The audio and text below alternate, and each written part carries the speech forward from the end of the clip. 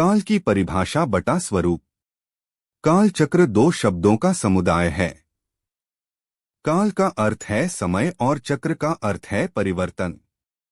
हम यहाँ सर्वप्रथम काल की चर्चा कर रहे हैं, फिर चक्र की चर्चा अवसर्पिणी एवं उत्सर्पिणी काल के रूप में आगे विस्तार से करेंगे। जैन दर्शनानुसार लोक षट द्रव्यात्मक है। 6 द्रव्यों में काल भी एक द्रव्य है, जो कि स्वतंत्र पदार्थ है। काल का स्वरूप निम्नानुसार बताया है। स्पर्श, रस, गंध, वर्ण से रहित, अगुरुलघुत्व गुण सहित और वर्तना लक्षण से युक्त काल द्रव्य है। जीवादि द्रव्यों के परिवर्तन का कारण काल द्रव्य है। वर्तना, परिणाम, क्रिया, परत्व और अपरत्व काल के उपकार हैं। काल के भेद। काल एक द्रव्य होने से उत्पाद व्यय ध्रुवता से युक्त है। उसमें भी द्रव्य गुण पर्यायें पाई जाती हैं। उसके स्वरूप में कोई परिवर्तन नहीं होता, वह कभी भी कालांतर रूप या अकाल रूप नहीं हो जाता। अतीत, वर्तमान या भविष्य कोई भी अवस्था क्यों न हो, सभी में काल काल काल यह साधारण व्यवहार पाया ही जाता है। जैसे व्यवहार काल, निश्चय काल, भूतवर्तमान, भविष्य काल, उत्सर्पिणी अवसर्पिणी काल आदि। उत्सर्पिणी अवसर्पिणी काल। जैन परंपरा के अनुसार कालचक्र उत्सर्पिणी और अवसर्पिणी के रूप में क्रमशः निरंतर परिवर्तन किया करता है। उत्सर्पिणी काल उत्थान का काल है, इस काल में विकास देखा जाता है, तथा अवसर्पिणी काल ह्रास का काल है, इसमें निरंतर गिरावट बटा कमी देखी जाती है। अवसर्पिणी काल में मनुष्य एवं तिर्यंचों की आयु, शरीर की ऊंचाई एवं विभूति आदि सब ही घटते रहते हैं तथा उत्सर्पिणी काल में बढ़ते रहते हैं, जिसमें भरत और ऐरावत क्षेत्र में मनुष्यों के अनुभव, आयु, शरीर की ऊंचाई, बुद्धि, वैभव आदि की वृद्धि होती है, वह उत्सर्पिणी काल है, और जिसमें इनका ह्रास होता है, क्रम से घटते जाता है, वह अवसर्पिणी काल है। यह वृद्धि बढ़ना, ह्रास घटना पांचों भरत और पांचों ऐरावत के आर्यखंड में होती है। अवसर्पिणी उत्सर्पिणी कालों का प्रमाण। अवसर्पिणी के 1 सुषमा सुषमा 4 कोड़ा कोड़ी सागर, 2 सुषमा 3 कोड़ा कोड़ी सागर, 3 सुषमा दुष्मा 2 कोड़ा कोड़ी सागर, 4 दुष्मा सुषमा 1 कोड़ा कोड़ी सागर में 42,000 वर्ष कम, 5 दुष्मा 21,000 वर्ष, 6 दुष्मा दुष्मा 21,000 वर्ष।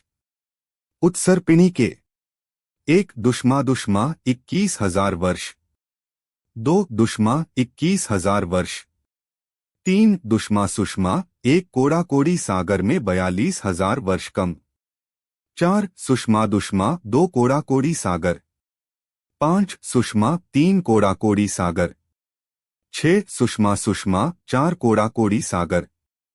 दोनों ही कालों का प्रमाण पृथक पृथक 10-10 कोड़ा कोड़ी सागर प्रमाण के होते हैं।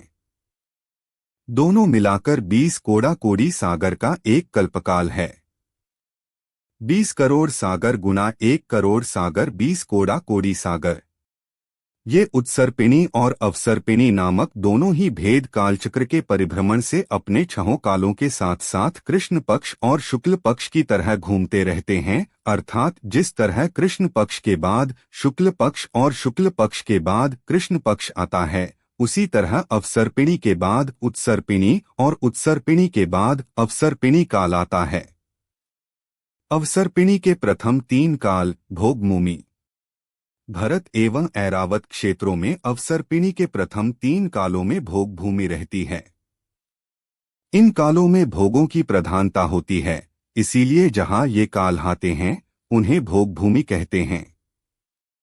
यहाँ सभी बाह्य सामग्री विविध प्रकार के कल्पवृक्षों से प्राप्त होती है।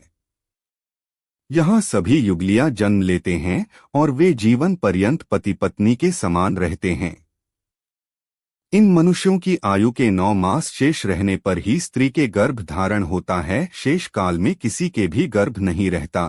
फिर 9 मास पूर्ण होने पर युगल नरनारी भूशया पर सोकर गर्भ से युगल पुत्र पुत्री के निकलने पर तत्काल ही मरण को प्राप्त हो जाते हैं। अंतिम समय में पुरुष को छींक और स्त्री को जभाई आने से मृत्यु होती है।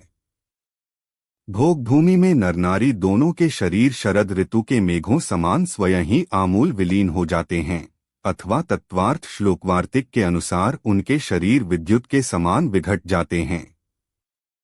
यहाँ उत्पन्न हुए जीवों का कदलीघात मरण नहीं होता, इनका शरीर सप्त धातुमय होते हुए भी छेदाभेदा नहीं जा सकता।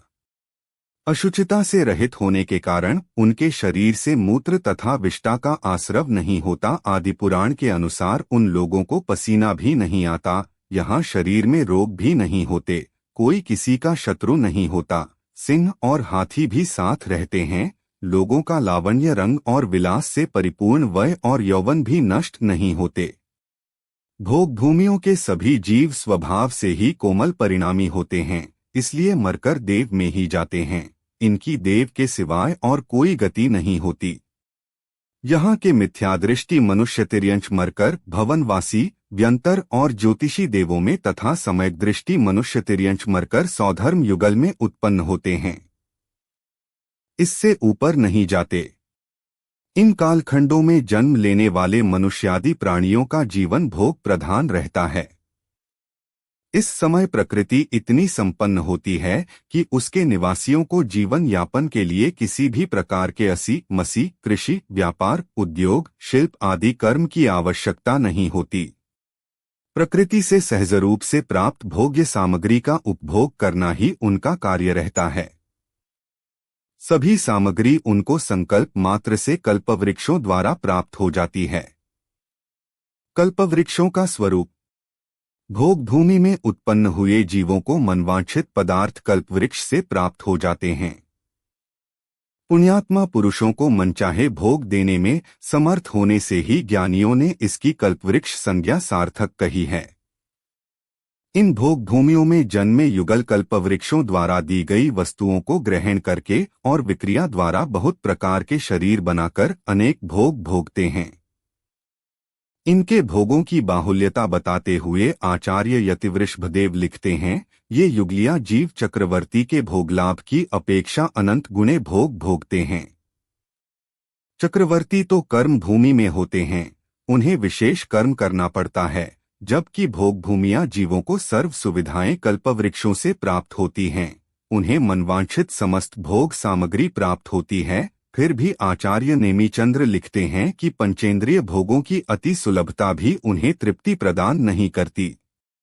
कहने का तात्पर्य यह है कि भोगों की बाहुल्यता इस जीव को सुखी करने में समर्थ नहीं है।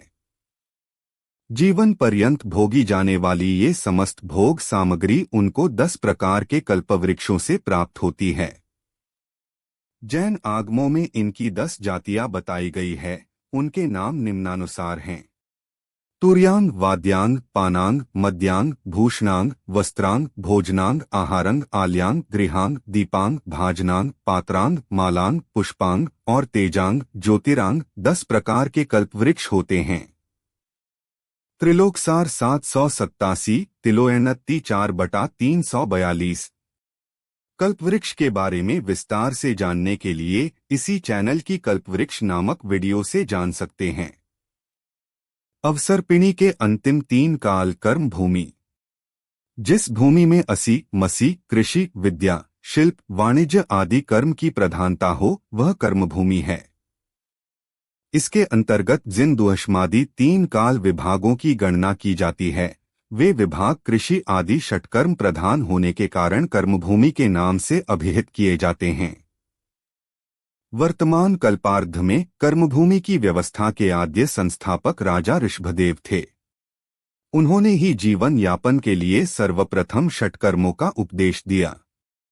अंतिम कुलकर नाभिराय के पुत्र प्रथम तीर्थंकर ऋषभदेव एवं उनके पुत्र प्रथम चक्रवर्ती सम्राट भरत भी सुषमादुष्मा नामक तीसरे काल में ही उत्पन्न हुए। इसी काल में ऋषभदेव का निर्वाण भी हो गया। कल्की एवं उपकल्की। जैनागम में कल्की नाम के राजा का उल्लेख जैन यतियों पर अत्याचार करने के लिए बहुत प्रसिद्ध है। तिलोपनत्ति में इस पंचम काल में 21 कल्की एवं 21 उपकल्की होने का उल्लेख मिलता है। प्रत्येक कल की 1000 वर्ष के अंतराल से तथा उसके 500 वर्ष पश्चात उपकल्की होता है। वीर निर्वाण के 1000 वर्ष पश्चात इंद्रपुर में चतुर्मुख कल्की उत्पन्न हुआ।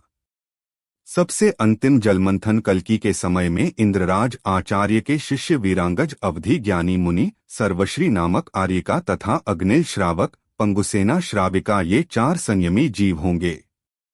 इस प्रकार पंचम काल में 21 अवधिज्ञानी मुनि, 21 कलंकी राजा, 21 उपकलंकी राजा होते हैं। कल्पांत काल प्रलय। कल्पकाल का प्रारंभ उत्सर्पिणी से होता है तथा अवसर्पिणी के छठे काल की समाप्ति के साथ ही कल्पकाल भी समाप्त हो जाता है। उत्सर्पिणी और अवसर्पिणी को मिलाकर एक कल्पकाल होता है। कल्पकाल समाप्त होने में जब 49 दिन शेष बचते हैं तब यहाँ के सर्व प्राणियों में भयोत्पादक प्रलय काल प्रारंभ होता है। सर्वप्रथम महागंभीर भीषण तूफान प्रारंभ होता है जो वृक्षों एवं पर्वतों को चूर्ण कर देता है। ये कल्पांत काल की हवाएं अचल पर्वत को भी चलित कर देती है।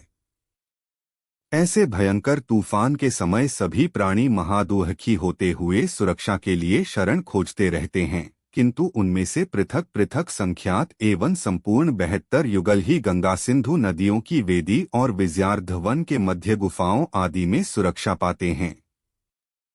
इन्हीं स्थानों पर दयालु देवों और विद्याधरों द्वारा भी संख्यात मनुष्य एवं तिर्यंचों को सुरक्षित पहुंचा दिया जाता है। 49 दिन तक चलने वाले इस प्रलय के दौर में भयंकर गर्जना युक्त मेघों द्वारा 7-7 दिन तक निरंतर वर्षा होती है। इससे भरत क्षेत्र के आर्यखंड में चित्रा पृथ्वी के ऊपर स्थित 1 योजन वृद्धिंगत भूमि जलकर नष्ट हो जाती है। तिलोपनत्ति में इस वृद्धिंगत भूमि के जलकर नष्ट होकर पुनः समतल होने की बात तो कही है, परंतु यह भूमि कब और कैसे वृद्धिंगत हुई इसके कोई प्रमाण उपलब्ध नहीं हो सके हैं। उत्सर्पिणी के 6 काल। प्राणियों को प्राप्त अनुकूलताओं के ह्रासरूप अवसर्पिणी के 6 काल व्यतीत हो जाने के पश्चात इससे विपरीत क्रम में उत्सर्पिणी काल का प्रारंभ होता है। इसके 6 काल अवसर्पिणी से विपरीत क्रम में हैं तथा परिस्थितियां भी उसी अनुसार होती हैं। अवसर्पिणी के प्रारंभिक 3 काल भोग भूमि के तथा अंतिम 3 काल कर्मभूमि के होते हैं, जबकि उत्सर्पिणी के प्रारंभिक 3 काल कर्मभूमि के तथा अंतिम 3 काल भोग भूमि के हैं। अवसर्पिणी काल के अंत में 49 दिन तक कुवृष्टियों के माध्यम से सृष्टि में प्रलय होती है तथा उत्सर्पिणी काल में प्रारंभिक 49 दिन तक सुवृष्टियों के माध्यम से पुनः सृष्टि रचना प्रारंभ होती है। जली हुई संपूर्ण पृथ्वी शीतल हो जाती है। शीतल गंध को ग्रहण कर गुफाओं में छिपे हुए मनुष्य और तिर्यंच बाहर निकलने लगते हैं। अभी इस काल में यहाँ अग्नि नहीं है, अतः उनका खानपान रहन-सहन आचरण आदि सब पशुओं जैसा ही होता है। फिर धीरे धीरे आयु, तेज, बुद्धि, बाहुबल, क्षमा, धैर्य आदि की वृद्धि होते हुए 21,000 वर्ष का दुष्मा काल और उसके बाद जब आगामी दुष्मा काल के भी 20,000 वर्ष व्यतीत होते हैं तब तक मनुष्यों का आहार आदि उसी प्रकार चलता रहता है। दुष्मा काल के 1000 वर्ष शेष रहने पर इन भरत ऐरावत क्षेत्रों की पृथ्वी पर पुनः 14 कुलकर उत्पन्न होते हैं। उत्सर्पिणी काल में कुलकर।